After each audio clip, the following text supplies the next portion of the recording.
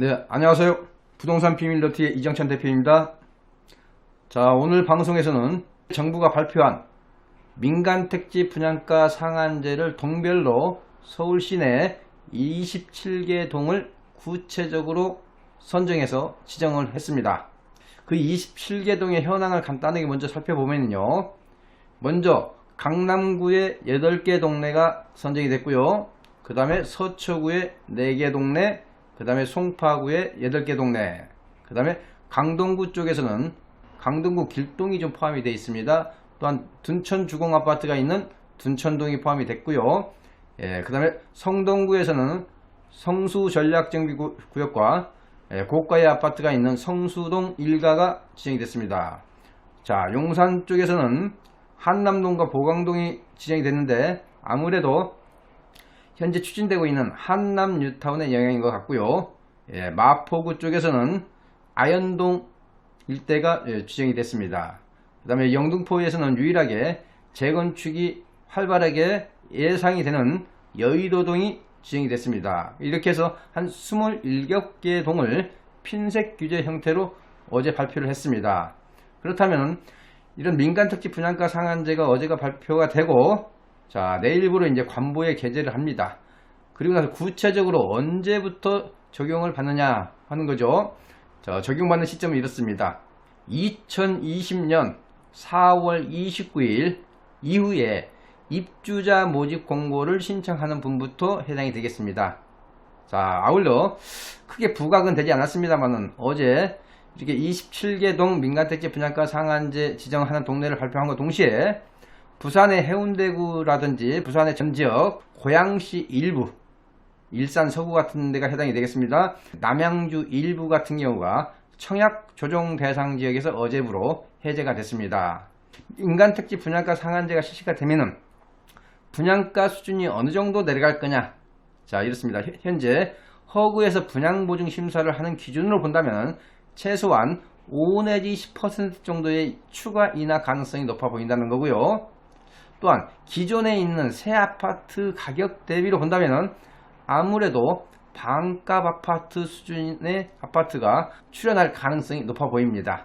자, 그래서 저는 이런 민간택지 분양가 상한제가 실시가 되면은 과연 시장에서는 어떠한 후폭풍이 있을 거냐? 저는 그 후폭풍이 생각보다는 좀 더 클 것 같습니다. 아무리 미리 예고된 정책이라고 하지만은 그 후폭풍 생각보다 클 것 같다고 생각하는 게 제 생각입니다. 이와 반면에 오히려 이런 민간택지 분양가 상한제를 실시한 27개 동 플러스 그 이외의 지역에서 선별해서 이것을 투자하면은 효과가 클 거다 하는 것을 오히려 아이러니하게도 정부가 다 알려주고 있지 않나 하는 우스꽝스러운 소리도 곁들여 봅니다. 이런 민간택지 분양가 상한제가 실시됨으로 인해서 시장에서 반응하는 후폭풍 7가지를 정리해서 알려드리도록 하겠습니다. 자, 본 방송을 끝까지 시청 후 유익하셨다면 구독, 좋아요, 알람 신청하여 주시기 바랍니다. 자, 먼저 그 후폭풍 중에 첫 번째입니다. 첫 번째로 제가 문재인표 로또 청약시대 도래다 라는 제목을 붙여봤습니다. 왜 이런 제목을 제가 선정을 했느냐?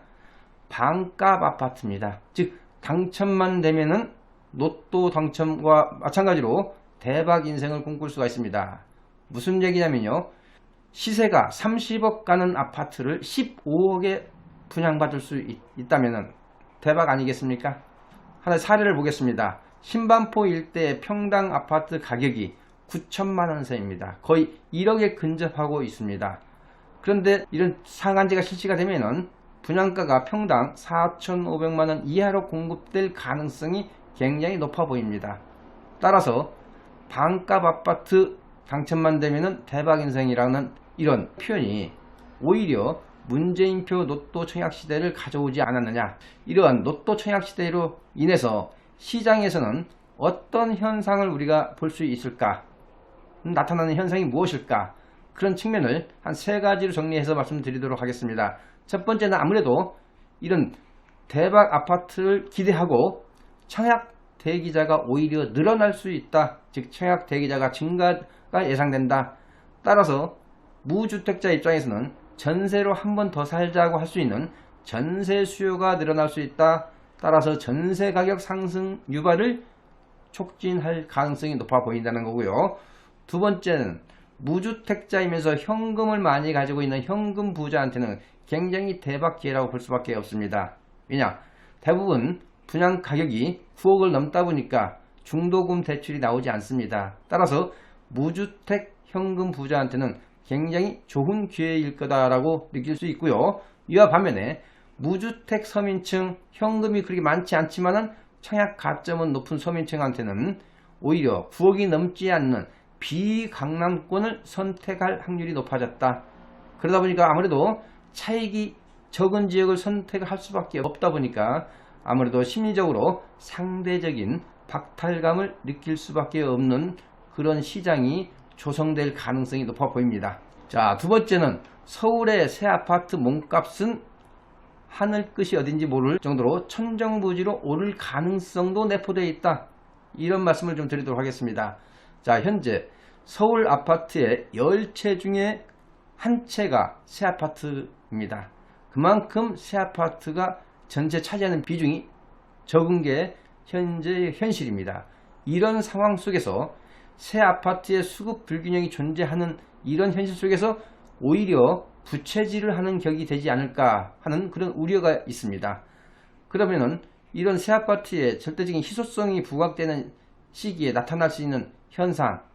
자, 첫 번째는 정비 사업이 지연될 수밖에 없겠죠. 즉 재개발 재건축 사업이 지연될 수밖에 없죠. 따라서 새 아파트의 공급 축소는 명확관화하게 예측이 가능합니다. 두 번째는 매도 물량, 즉 공인중개사 사무실에서 거래할 수 있는 매도 물량이 대폭 축소될 수밖에 없죠. 그 이유는 전매 제한 기간이 연장되죠. 작게는 5년, 길게는 10년, 또 실거주 요건이 2, 3년 달라붙죠. 그러다 보면 아무래도 매물로 나올 수 있는 환경이 축소되다 보니까 이런 새 아파트의 매물 잠김 현상이 더 심화될 가능성이 높아 보인다는 거고요. 자, 세 번째는 갭매우기 현상이 시차를 두고 나올 가능성이 있습니다. 자, 먼저 새 아파트 가격이 먼저 오르고 나면은 시차를 두고 중고 아파트 가격 상승으로 전이될 가능성이 높아 보인다는 거죠. 여기서 한 가지 유의할 점은 바로 오른다는 건 아니고요. 시차를 두고 오를 가능성도 있다는 겁니다. 자, 세 번째는 이제 풍선 효과입니다. 이런 민간택지 분양가 상한제를 실시를 함으로 인한 풍선 효과가 1차 수혜지는 어딜까? 서울이라고 봅니다. 이런 서울 중에서도 입지가 우수한 동네에 새 아파트 위주로 풍선 효과의 수혜를 볼 가능성이 높습니다. 단 여기서 우리가 유의할 점은요. 정비 사업이 많지 않은 동네의 새 아파트라는 걸 유의하실 필요가 있겠습니다. 왜 그러느냐? 정비 사업이 많은 동네는 여차하면은 추가로 분양가 상한제 적용 지역으로 추가 지정이 가능하기 때문에 그렇습니다. 구체적으로 수혜가 예상되는 동네는 어디일까 해서 제가 한 10군데 정도를 간단하게 짚어드리도록 하겠습니다. 첫 번째, 강남권에서는 강남 서초 보금자리 택지개발지구, 세곡, 내곡지구, 우면지구 이런 지역이 될 가능성이 많고요. 두 번째는 송파구 쪽에서는 거여동 일대, 그 다음에 위례 신도시 일대, 자, 강동구 쪽에서는 명일동과 고덕동 일대, 자, 용산구 쪽에서는 한강로와 그 다음에 효창동의 일부 재개발 지역에서 입주를 시작한 그런 새 아파트 일대, 자, 성동구 쪽에서는 행당동 재개발 지역에서 새 아파트가 된 행당동, 그 다음에 왕십리 뉴타운 일대가 될 것 같습니다. 자, 마포구 쪽에서는 공덕동과 도화동 일대에 상대적으로 새 아파트 위주로, 자, 동작구에서는 의외로 이번에 빠졌습니다. 흑석동 일대, 관악구 쪽은 아무래도 사당동 일대에서 새 아파트 위주로, 영등포구 쪽에서는 이번에 여의도동이 지정이 됐습니다만은 신길 뉴타운의 새 아파트, 그 다음에 광진구 쪽에서는 일부 희소성이 부각된 광장동 일대의 새 아파트가 좀 주목받을 수 있는 그런 수혜 지역이 될 가능성이 높아 보인다고 볼 수가 있겠습니다. 자, 네 번째, 풍선 효과 2차 수혜 지역은 어딜까? 아무래도 서울에 소재한 재개발 지역이 될 가능성이 높아 보입니다. 상한제가 미실시되는 우수한 재개발 구역, 그 중에서도 어느 지역이 수혜를 받을 건가? 그렇지만 수혜받을 수 있는 가능성을 알아보기 전에 이런 재개발 지역은 언제든지 추가 규제 지역으로 지정될 가능성은 내포되어 있다는 점을 간과해서는 안 되겠습니다. 자, 그러면 구체적으로 수혜가 예상되는 재개발 지역을 좀 몇 군데 말씀을 해드리도록 하겠습니다. 첫 번째, 노량진 뉴타운. 두 번째, 흑성 뉴타운.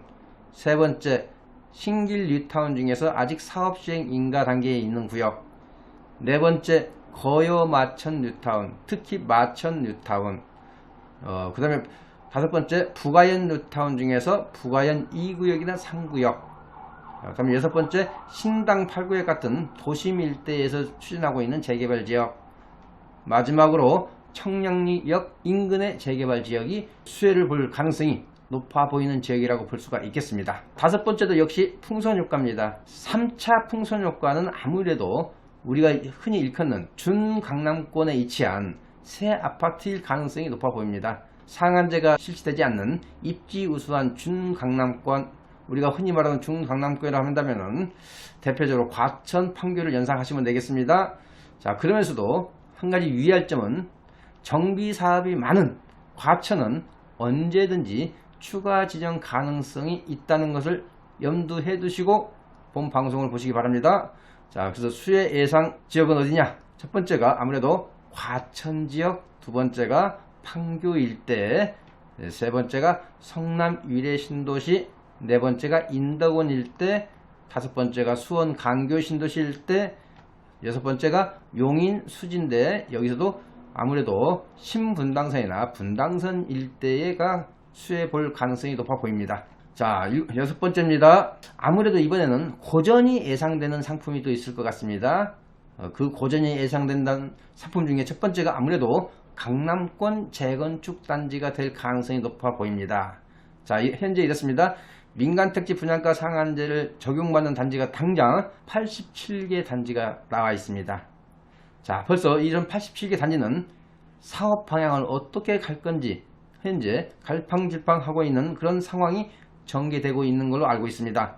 따라서 어느 정도 이제 방향성이 구체적으로 결정되기 전에 아무래도 사유재산권 침해 논란이라는 그런 이슈를 가지고 조합원 권리대를 교체할 가능성도 높아 보입니다. 또한 후분양으로 전환시켜보자 하는 후분양을 논의하는 단지가 많이 늘어날 가능성이 많고요. 그러다 손치더라도 1차적으로는 이런 분양가 상한제로 인해서 왜 고전하는지 그 이유는 우리가 알아둘 필요가 있겠습니다. 한 4가지로 정리해서 말씀드리도록 하겠습니다. 첫 번째, 대책을 수립하다 보니까 아무래도 사업기간이 딜레이 될 수밖에 없을 것 같습니다. 그래서 사업기간이 더 늘어난다. 두 번째, 조합원 분담금이 늘어날 수밖에 없죠. 예. 일반 분양가를 낮추다 보니까 아무래도 사업성이 안 좋아지다 보면은 조합원 분담금이 늘어날 수밖에 없습니다. 자, 세 번째는 재건축 초과이익 환수의 현실화죠. 이 부분도 이제 어떤 투자자 입장에서는 상당히 고려해야 될 중요한 요소로 작용할 수밖에 없습니다. 자, 네 번째는 끌고 갈 수밖에 없는 이런 시장 환경인 거죠. 자, 그렇지만은 제가 고전이 예상된다고 했는데요. 이런 고전이 아주 오래 지속될 거냐? 저는 그렇게 보지는 않습니다. 그래서 제가 당분간이라는 표현을 좀 쓰고 싶습니다. 왜냐? 인근의 새 아파트하고 가격 격차가 커진 이후에 그 시점이 돼야 투자자의 관심이 증가되기 때문에 당분간 고전이 예상된다라는 표현으로 정리를 하겠습니다. 자, 마지막으로 고전이 또 예상되는 상품입니다. 재건축을 추진을 계획하고 있는 재건축 추진 애정단지가 될 수밖에 없을 것 같습니다. 당장 분양가 상한제에 대한 영향은 없어 보입니다. 그러나 분명히 말씀드립니다만 심리적인 부담은 주어지고 있는 게 사실입니다. 따라서 이런 재건축 애정단지의 날씨는 흐린 편이라고 볼 수밖에 없다는 점이죠. 그러면 왜 날씨가 이게 흐리냐? 크게 두 가지로 요약해서 말씀드리면요.